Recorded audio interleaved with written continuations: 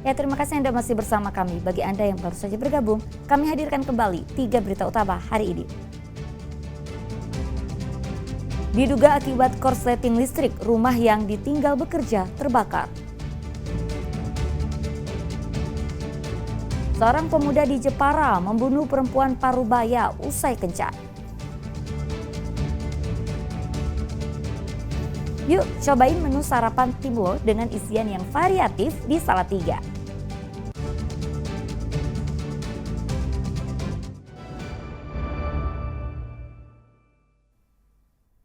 Ya, Festival Budaya Dieng yang digelar selama 2 hari mampu menyedot ribuan wisatawan. Kehadiran mereka menjadi ladang rezeki bagi puluhan pelaku UMKM lokal.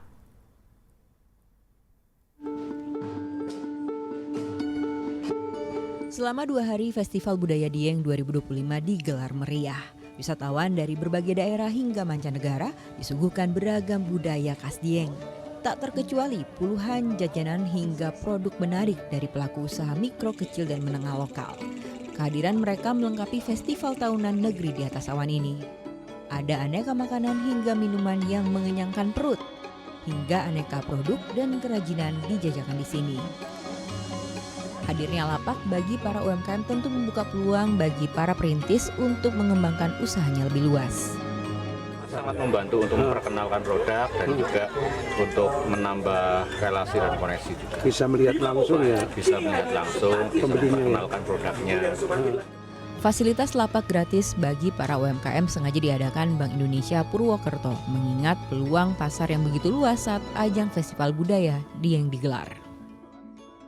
Ini tidak hanya event lokal Banjarnegara saja, tidak hanya nasional tetapi juga sudah go internasional. Jadi ini adalah waktu yang tepat, momen yang tepat untuk teman-teman pelaku UMKM, binaan BDI maupun Pemkab Banjarnegara untuk mengenalkan produknya ke seluruh dunia. Saya kira begitu. Festival Budaya Dieng tahunan ini mampu menyedot puluhan ribu wisatawan lokal dan mancanegara untuk datang ke tempat para dewa. Perputaran ekonominya tak main-main hingga miliaran rupiah. Tentu hal ini berdampak untuk meningkatkan ekonomi warga lokal. Mardianto melaporkan dari Banjarnegara. Ya, di Salatiga ada warung makan yang menyajikan menu Timlo untuk sarapan. Tidak hanya mengenyangkan perut, cita rasa dari Timlo pun disesuaikan dengan lidah warga lokal. Jika sedang berada di Salatiga, coba deh mampir ke warung makan satu ini pas waktu sarapan. Ada Timlo, kuliner yang menghangatkan perut di pagi hari. Makanan berkuah berisi kembang tahu, telur hingga daging ini aslinya dari Solo. Namun di warung Timlo Buning, isiannya dibuat lebih variatif biar menyesuaikan lidah warga Salatiga. Ada isian potongan daging ayam, ati ampela, telur bacem, hingga sosis Solo dan kulit lumpia. Jualan aku dulu dari SMP mungkin sekitar tahun 2004-an kayaknya, sekitar itu ya. Berarti terus ya masih ini? Iya, saya terusin sekarang. Generasi kedua? Kedua. Dulu asalnya dari Timlo Solo, cuman dulu nerusin dari usaha orang tua, isiannya tuh nggak komplit kayak Timlo Solo. Kalau Timlo Solo kan ada jamur, ada ya macam-macam itu tambahan isiannya, sini nggak ada itu. Jadi dimodifikasi menjadi Timlo Salatiga gitu istilahnya. Ya, Salatiga gitu. Salatiga. Untuk harganya sangat bersahabat loh. Seporsi Timlo hanya Rp12.000. Kalau sama nasi cukup tambah Rp3.000. Karena rasanya enak, terus harganya juga bersahabat. Biasanya saya kesini membeli menu komplit, terus biasanya sama ditambah sosisnya juga tambah. Rasanya gimana sih Mbak Timlo itu? Rasanya gurih, asinnya itu pas, terus dia tuh dimakan untuk sarapan tuh seger. Ada kuah ya? Iya, ada kuahnya. Hangat-hangat gitu ya? Iya, betul. Bertempat di Jalan Dr. Muardi, warung makan ini punya suasana yang asri dan menyenangkan. Sehingga tak heran jadi pilihan untuk sarapan bareng keluarga dan kerabat di tengah perkotaan. Yulianto melaporkan dari Salatiga. Ya, sudah rajin olahraga tapi masih merasa gemuk. Mungkin harus kurangin jajanan seperti donat, croissant atau snack-snack yang gurih. Kandungan lemak jenuh dan lemak trans di dalam makanan ternyata bisa jadi pemicu obesitas. Berikut liputan selengkapnya.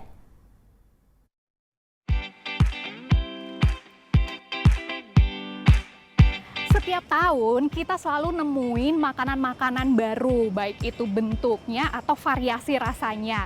Mau itu makanan dalam kemasan ataupun makanan yang dimasak dulu sebelum disajikan.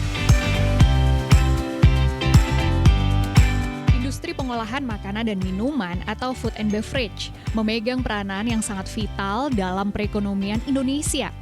Pada tahun 2024 tercatat mengalami pertumbuhan signifikan dengan kontribusi terhadap produk domestik bruto Indonesia yang meningkat sebesar 5,9%.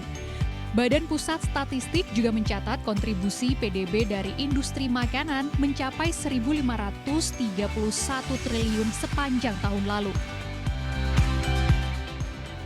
Dengan banyaknya macam makanan, kita sebagai konsumen bisa loh untuk mengontrol pilihan makanan yang kita konsumsi setiap harinya. Jangan sampai berlebihan ya, nanti bikin jadi kegemukan. Nah, riset tren obesitas di Indonesia setiap tahunnya meningkat. Kenalin, ini Ilham. Di balik tampan dan punya gaya hidup yang sehat seperti sekarang, dia dulu pernah mengalami obesitas.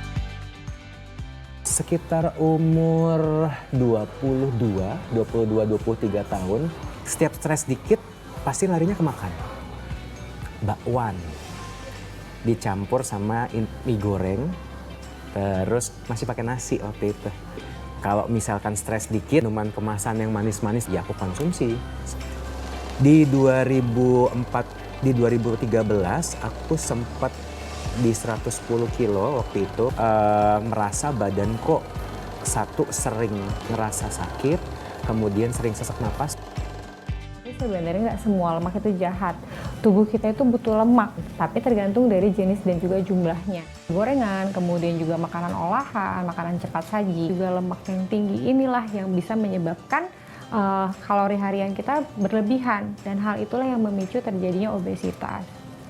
Produk-produk olahan ini saat mengalami pemrosesan dengan suhu yang tinggi itu akan berubah seperti itu menjadi sebagian besar adalah lemak trans ataupun juga lemak jenuh. Ada bahan tambahan yang digunakan oleh pabrikan untuk membuat makanan lebih enak. Itulah yang menyebabkan lemak trans itu memiliki jumlah yang lebih banyak di makanan-makanan produk olahan.